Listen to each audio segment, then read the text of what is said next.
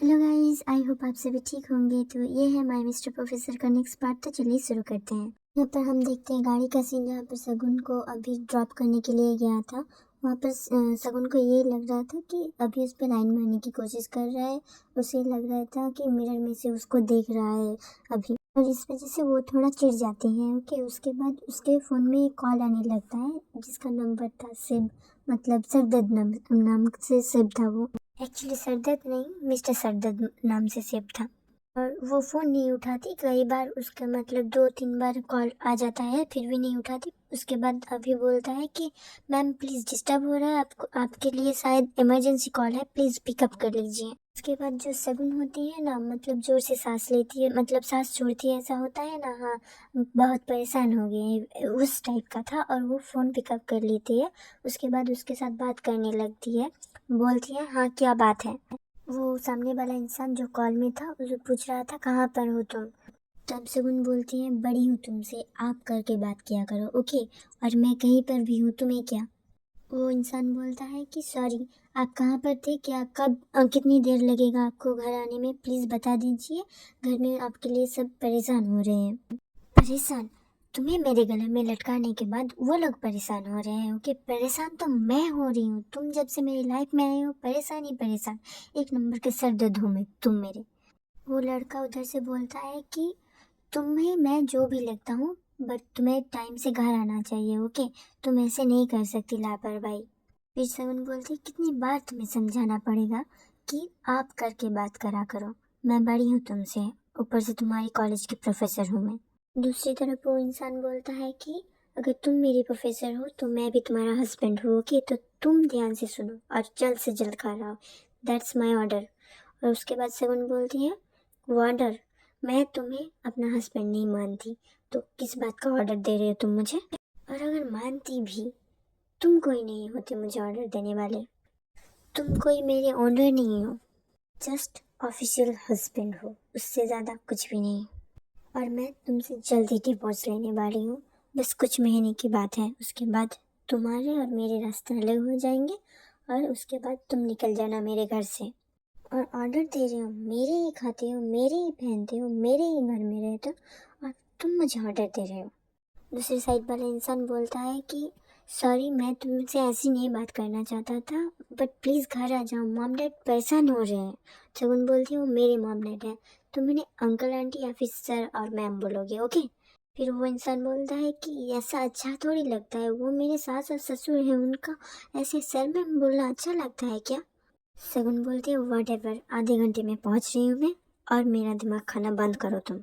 उसके बाद कॉल काट कर देती है, और वो बोलती मन में बोलती है कि ये कैसे इंसान से पाला पड़ गया। एक शादी तो हुई, वो भी मुझसे इतने छोटे लड़के के साथ।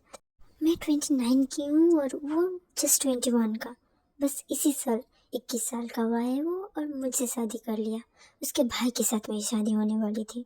दूसरी तरफ से मतलब ये सब सोच ही रही थी शगुन। दूसरी तरफ जो अभी होता है वो आगे के लिए रास्ता पूछने लगता है कि मैम इसके आगे कौन सा रास्ता है, बिकॉज उसका एड्रेस नहीं पता होता है। मेन जगह वो आ जाता है, मतलब जहाँ पर घर था, बट थोड़ा अंदर था उसका घर, उसकी घर, तो उसके वजह से उसको पूछने लगता है। सो सॉरी, मतलब उसके घर के बारे में नहीं पता था उसे, दैट्स वाई वो डायरेक्शन पूछने लगता है शगुन से। शगुन बोलती है कोई बात नहीं, मुझे यहीं पर उतार दो और तुम चले जाओ यहाँ से। बहुत ही रूड तरीके से बात कर रही होती है अभी से। फिर अभी बोलता है प्रोफेसर प्लीज़, मुझे प्रोफेसर सिद्धार्थ ने बोला है कि आपको घर तक ड्रॉप करने के लिए, मैं ऐसे नहीं कर सकता, आपको बीच रास्ते में नहीं छोड़ सकता, प्लीज़ आप समझने की कोशिश करें। तब जो शगुन होती है वो बोलने लगती है अच्छा, इतना रिस्पॉन्सिबिलिटी है उसमें, तो वो क्यों नहीं छोड़ने के लिए आया। तब जो भी होता है वो मन में सोचने लगता है कि अपनी बेटी से तो बढ़ के कोई अपनी कलीग को नहीं रखता ना। वो बोलता है वो आप उनसे ही पूछ लेना, प्लीज़ मुझे आप डायरेक्शन बता दीजिए, मैं आपको पहुंचा दूंगा। अभी जो होता है उससे पोलाइटली बात कर रहा होता है, बट जो शगुन होती है वो रूडली आंसर दे रही है उससे। फिर जो शगुन होती है वो हार मान जाती है और बोलती है ओके फाइन, चलो इस तरफ है। ऐसे करके वो डायरेक्शन दिखाने लगती है। उसके बाद अभी उसे छोड़ देता है। उसके बाद वो कार लेके वापस हॉस्पिटल में चला जाता है। दूसरी तरफ आयुष जो होता है वो एक डाइट प्लान करवा रहा था डॉक्टर के साथ कि क्या खाना खाने के लिए अच्छा होगा बच्ची के साथ, मतलब उसकी तबीयत हर बार ख़राब हो जाती है, दैट्स वाई एक अच्छी डाइटिशियन से डाइट बनवा रहा होता है। और उसके बाद वो सिड को दे देता है वो। उसके बाद थोड़ी देर वो बैठते हैं, वो दोनों बातें करते हैं और तभी अभी आता है और उसके बाद अंदर आने के बाद उन दोनों को ज्वाइन करता है उनकी बातों में। आयुष सिड को वो एक पेपर में लिखा हुआ था वो देता है और बोलता है ये लो, इसके लिए डाइट चार्ट मैंने बनवा लिया है, इसी डाइट को फॉलो करना, अपनी जो बेबी सीटर वगैरह है उसको दे देना, वो ठीक से कर लेगी।